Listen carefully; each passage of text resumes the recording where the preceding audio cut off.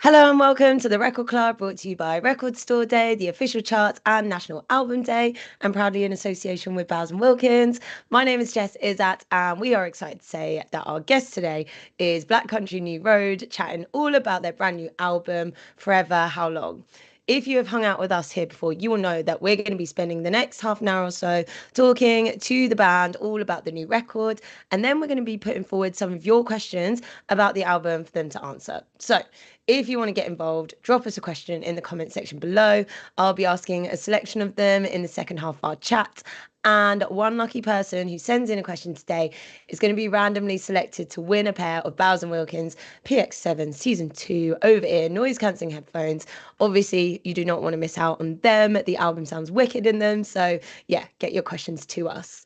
I also have my hands on a record for myself. It's one of those that actually feels really nice as well. So if you haven't already got yourself a physical copy of the album, we thoroughly recommend you do so. Order one from your local record store once our chat with the band is over. But first, let's get straight into this week's Record Club and say a big hello to Charlie from Black Country New Road. Hello. How are Hey, what's you? going on? Yeah, really well, thank you. Thank you so much for having me. Yeah, off the back of a really, really big show last night as well. Yeah, it was cool. We were kind of like we've just been doing like so that our album came out a couple weeks ago, and we've been doing like sort of some small record store shows and some signings, and then like a run of kind of like smaller shows in places that we haven't normally been to around the UK. And we finished with we played at Village Underground last night in Shoreditch, which is like a venue we played 5 years ago.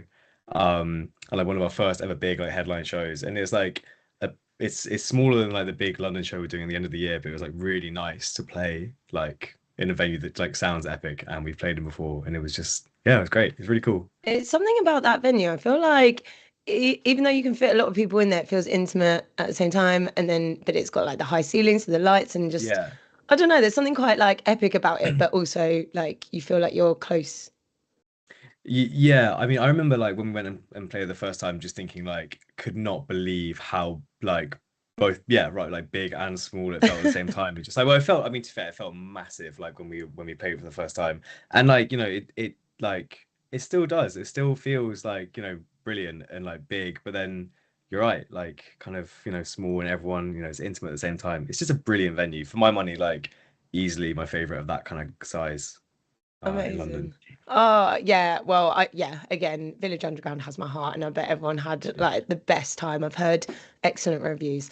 Um, so we start each week on the Record Club with a question from one of the many amazing independent record stores across the UK. And this week it comes from Vanilla Record Store in Southampton. Have you been? Did you go there on your record store tour? We actually we went to Southampton, but I haven't ever been to the record store. No, I haven't. I Okay. should though. Next time. Well, they are saying that they loved the album color cover. Hang on, album cover color in and crayons that were included in the listening party tote bags, and we wondered whose idea that was. I have read this before. And how did it feel when you received all the photos from of your fans' pictures? Yeah, so it was we basically like one of the best things I think about the band is like that there is like the fan base is super engaged and is like I think kind of really up for doing stuff like listening parties, and there's like a really nice kind of communal like element to the way in which people kind of support the band, which I think is amazing. And so we were kind of asked about doing these listening parties, and like we set up a few with like mainly just in the UK and a couple in the States. And then it just sort of snowballed. We like initially only had about like 10 or 15, and I think by the end of it we had like nearly over like 100, literally like all over the world, and it was just like completely nuts. And so we decided to sort of do something kind of interactive. And like when you listen to an album, it's obviously like really fun and a nice thing to do. But like if you're like, sort of, like it's also nice to kind of just be like chilling out and listening and like, drawing and stuff like that. And yeah, the artwork is like super like integral to the entire album, as like any album is really. But like the it kind of felt like a cool thing to do, just to kind of have the opportunity to draw, like have some crayons, do some drawing, maybe draw the album cover if you want to. And we just got so many. amazing pieces of art that like our fans have done. It's like it's crazy how creative and weird and like fun, just like all of them were that we saw. And it was, yeah, it was really nice, really, really nice. You're gonna have to do like some sort of like gallery opening with them, like some of your favorites. Yeah, I would literally like love to do that. And it's a shame like we didn't, um I wish that we could see more. We could have the opportunity just to kind of like to collate all of them and not just have them as like pictures, but just to like, like on a screen and be able to actually like exhibit them properly. We put a few of them on our Instagram, but like, yeah, it would be amazing to see them all in kind of one space Hey, together. hey, look, I'm sure someone would be up for volunteering to go through and help you out with that. But yeah, thank you so much, Vanilla Records, for Mm. your question. Yeah, let's actually talk about the artwork then, since we're on it. Like again, it's like one of those that actually has like the like texture to it. Um, Yeah. yeah, did you choose that? Like, who did the artwork? Who's this guy? So so this is basically the finding artwork for an album is like a nightmare. That's from a painting called The Sun Showing You His Favorite Star. And it's a painting, yeah, he's just holding it up, and it's a painting by this guy called Jordan Key. And all of his artwork is in the album. So like it's on like we used four pieces of his art like for the single covers, and it's all inside like the gatefold and like for the different singles. Yeah, so yeah, that's for the single Happy Birthday. And there's sort of the star still there, but a bit crushed. That's the one we used for the first single, Besties. And they're just really like wonderful, quite like I don't know, they're slightly sort of strange paintings. And like there's a fourth one for the third single we did for the Cold Country, and that's a pencil drawing, but it is just like his art. Luke, the guitarist in the band, just kind of found on Instagram. He'd been following it for years. And like normally like agreeing on anything creative can be quite difficult for the band. Mm. Like, especially if it's something as massive as like an album like cover or album artwork. But as soon as it like Luke sent them over to the band, it was kind of like, oh yeah, that sort of makes sense. And I don't think that anyone can probably describe why it makes sense, but it's just like it, when things just kind of like intractably like seem to make sense with with the stuff you've been doing, and that just did it just completely locked in with this idea of the music, I guess, to some extent. Yeah, it kind of feels like even though on a first look, or if you looked at how many colors are actually on this, it's probably only about like four main Yeah, colors. And so that in itself feels simple, but then also there's so much like emotion, and you're yeah, not sure whether it's happy or sad. exactly. There's a sort of weirdness and like a warmth, but also it's just kind of like it's I don't know, it kind of all feels like it just sort of washes over you a bit. It's It's not. like cute but sinister. It's Yeah, like all it's the opposites, isn't it? but it's yeah, exactly. But it's also then just this kind of like slightly like totalizing image. It's also just like, like it's this like it's obviously figurative, but it's like not anyone that you would know. It's like it's just more of like a feeling that it Mm. emits rather than maybe like, the guy himself. Yeah, I don't know. It's a strange piece of art, but I love it. I think it's so good. No, it's beautiful. And then you've got the actually I just put it out. Let's Cool. touch on this because you've got some like really fun photos in here. Are they all recent photos, or did you go back to like the archives for some of these? Are they of like actual times like when you were recording or Yeah. So that's literally like they basically they're all from when we were recording the album. So that's all from the kind of 3 week period when we were in the studio. And like this is yeah, a funny one. Lewis getting some new boxes. Yeah, it was I think that like there's something really nice about we did it actually for the album, the previous album, studio album. Like it's like a really nice thing. We had just like some disposable we bought a bunch of disposable cameras, and they were just like lying around the studio. We had six cameras, and they were all just like lying around the studio. So like if anyone wanted to take a photo, they could just take a photo, and then at the end of it, we like not I think it's like one of those nice things where like you're never thinking about like posing for the camera. It's just like if like something happens to be happening and you think it's kind of funny, then you take a photo of it. And we Yeah. like, yeah, it's good. We got some like really like both sweet and funny photos, and like they're good. It's like a nice way of documenting it, I think. It's a cool, No, I definitely enjoyed having a little look through that. And also, I'm rubbish at like hearing lyrics on the first listen. So, yeah, lyric books to me are like, chef's kiss. They need yeah. to be in there. Um, so yeah, let's talk about the approach to this record because obviously, as we know, it had to be very different. You've got three female lead singers on this, which for me, I think is just epic. It's the third album as well, so it's not like you're not new to an album. Mm. Did you know what you wanted from it when you were approaching it, or did you sort of go into it a bit more experimental? Um, yeah, and how long was it in the making? Like, talk to me from the beginning. So it basically kind of came from so we did our like second studio album, and then the Isaac, the guy who was singing on the past two albums, like decided that he couldn't be in the band anymore. And so we were kind of just like trying to figure out how to rebuild this sort of thing, which kind of is all, it's like it was, yeah, it was kind of strange. We just kind of figuring out what the music could maybe look like again. And it was quite a long period of time. Like that happened, I think, three years ago, which is a long time. And the album has kind of been in the works, even, not like totally actively since then. And we did a live album that came out a couple of years ago, which was really like finding our feet with writing with multiple different singers. And that was kind of like that was the main focus, I suppose, to some extent. Just like knowing that the band could kind of exist without having to have this central defined, like figure. Which is kind of how it's always been creatively, like behind the scenes. Like musically, we've all kind of like directed from our own sort of space, and it's been very communal. Um, but yeah, it sort of, kind of fell into our laps that we had like Tyler and May and Georgia, who were all not only like wonderful songwriters, but fantastic singers. And they were um, all wanted to sing on this album, which kind of gave it a really nice, like creative palette. And I think they all have quite like nice, interesting, defined writing styles that interact with each other and like, you know, ended up making some quite like nice music. And I think that there wasn't really a direction. We were just kind of like we spoke about whether or not we should have a direction and decided against it. We just thought like we should write music and then try and figure out what an album might look like after we've got some songs. And that's sort of how that's the foundation of how it kind of went, I think. Mm. And at what point did Forever How Long become the title track of the album?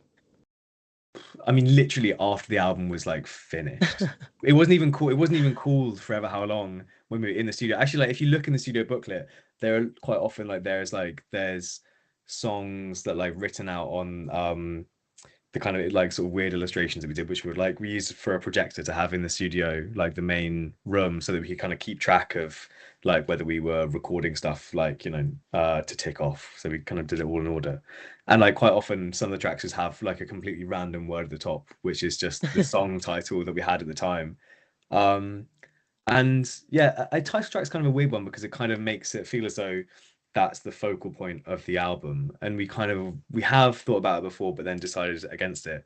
But then when the album was done, it's like there is something quite, uh like I don't know, it's the song itself is so strange, and sort of enigmatic and not like, forceful. That it is quite nice just to have a song which doesn't necessarily like feel as though it is like the album defining track be, the title track for the album, which I think is, like representative of maybe the ethos of the album, like in some small way. But it is yeah, it was nice. I think it was, it just kind of happened, and it made sense when the decision was being made. There's so many incredible lyrics in this album. I mean, there's so many lyrics in this album. But I think one that just made me laugh literally on a first listen, I had to write it down, was caught eye contact with his balding patch. And I was like, what? Which, like, listening on the move, I was like, which song is this? And I was like, obviously, it had to be the title track. I was like, that is actually pure gold and also quite savage. Yeah, it is. I think that like I've like caught a glimpse of like May's walking route and the person that I think that she's referring to, which is like, and it's kind of a bit like, No. Fair Oh, enough. he put a But bald no, patch yeah, to a man. Um, Lovely. yeah. Well, I've also heard, is it true that there's am I right in thinking that there's five recorders being played at one point during the song? Literally throughout the entire song, like those, like the kind of the thing that sounds like a wood organ is us all playing the recorder.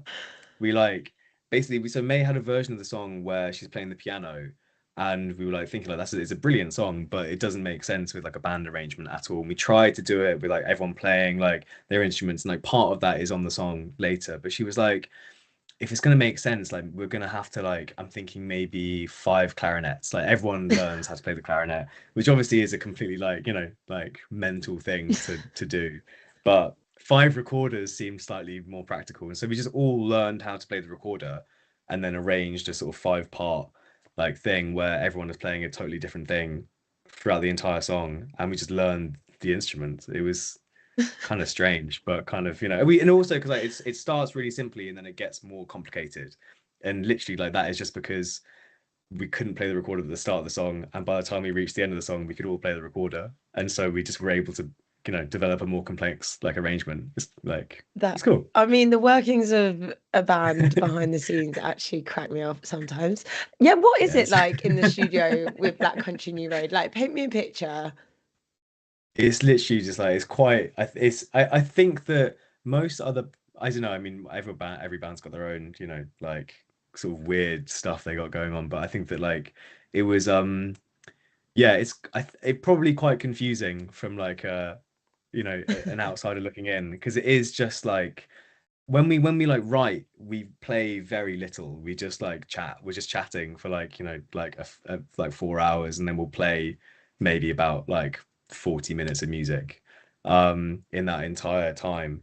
I think when we go into the studio, it's a kind of it's just again it's very similar. It's just like lots of talking rather than lots of playing, and it's lots of people kind of being extremely neurotic about very very small parts that only they can hear, them and the producer can hear, and being like, oh, like that's obviously fine, that's brilliant, and then having to do it 100 more times until you realize that it was fine the entire time and you go and use the second take like um yeah, it's fun though, it's And good. the producer is James Ford. Talk to me about your relationship with him, because also from what I can tell as well, with you having like a chorus of like five recorders and coming to him and him having to be like, right, okay, we're going to put this on a record now. How was it like working with him? Maybe that was the easy part, to be fair. I don't know. He definitely like I think that he made all of those extremely sort of strange ideas like make a lot of sense in the room. Like he just is like because he's a musician, I think primarily like that's his like his bag, but he's just I think really really good at troubleshooting like stupid ideas and being like, yeah, that is genuinely stupid, or that like might actually be sort of something we could do. And Was there anything that you did bring to him that he was like, yeah, no, that's no, that's no, ridiculous? actually genuinely he was like I think eh, uh no, to be honest, he was like every single idea, more or less, he was like, well, we can probably give it a go. Like, see, maybe. I think Where that's the there was art of some, being a producer, isn't it? Being like, okay, let's try it. Let's yeah, make like why let's not? see what we can do. Yeah, he definitely had to work hard to like to make it like all figure itself out because we tracked it in quite a particular way, which is actually fairly normal in the studio of just like kind of doing like stuff individually.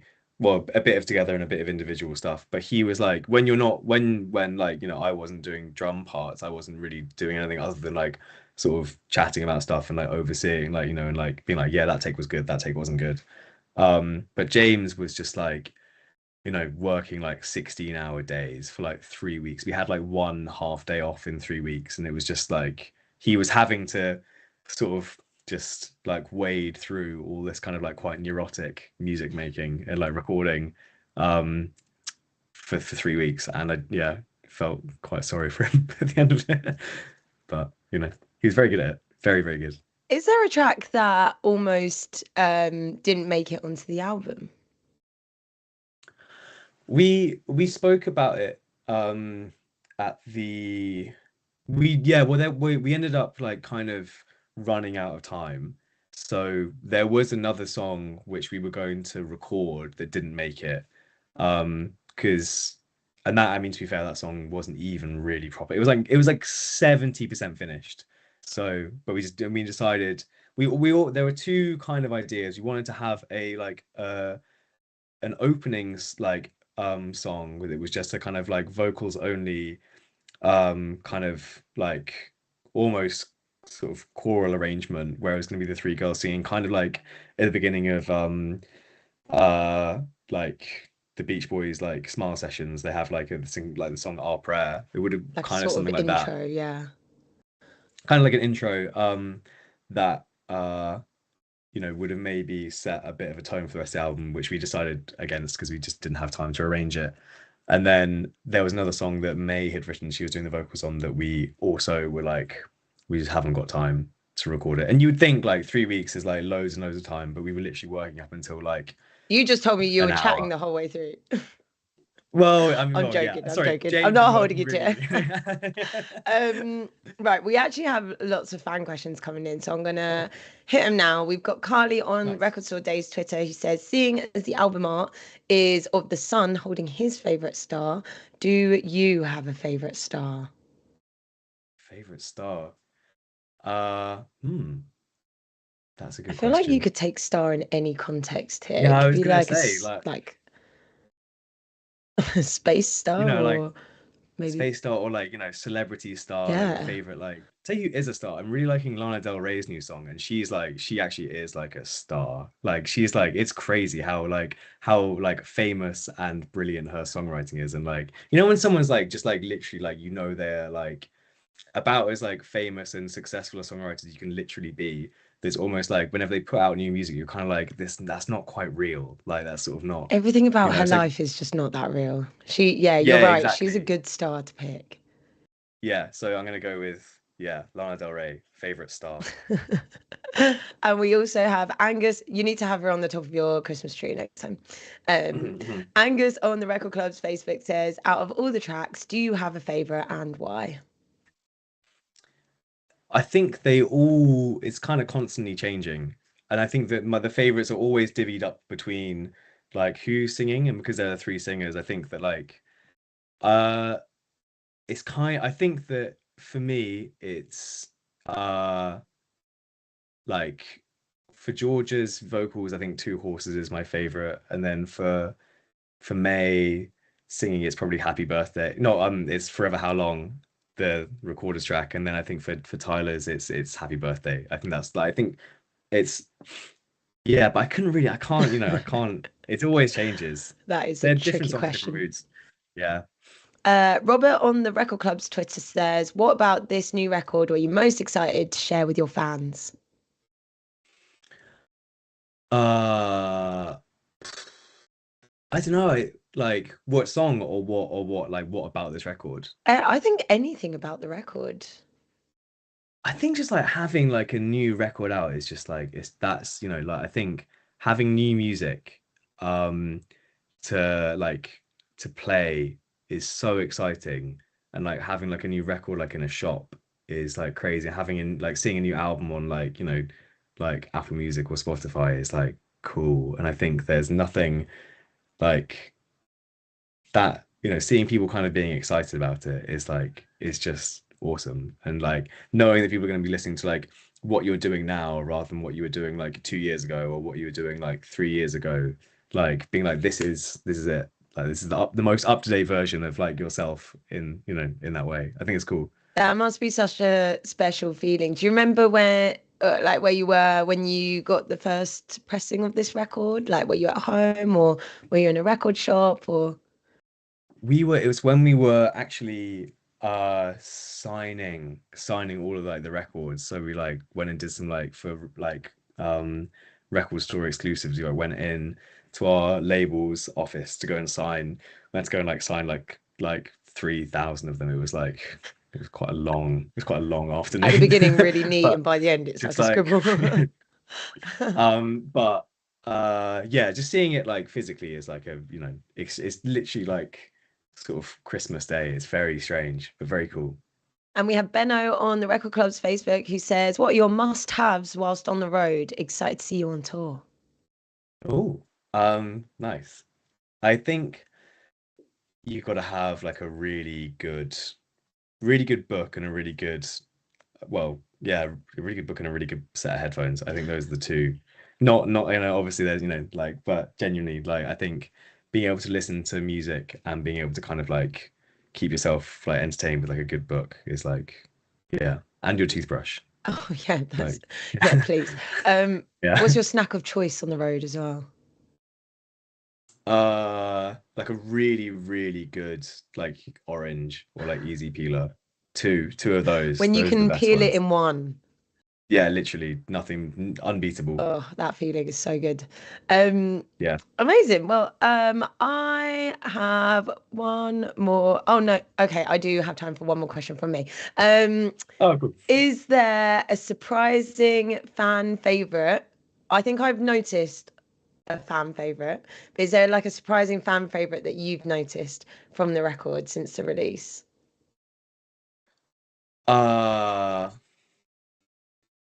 well, I think that like obviously the one like where like I think that the title track that we've chatted quite a lot about is like, people just like think it's really kind of funny, which is cool, which is, like and playing performing that live is like it's kind of like having like a magic trick almost, like sort of getting people's attention when like five people just bring out like a recorder and then start like playing it for 5 minutes.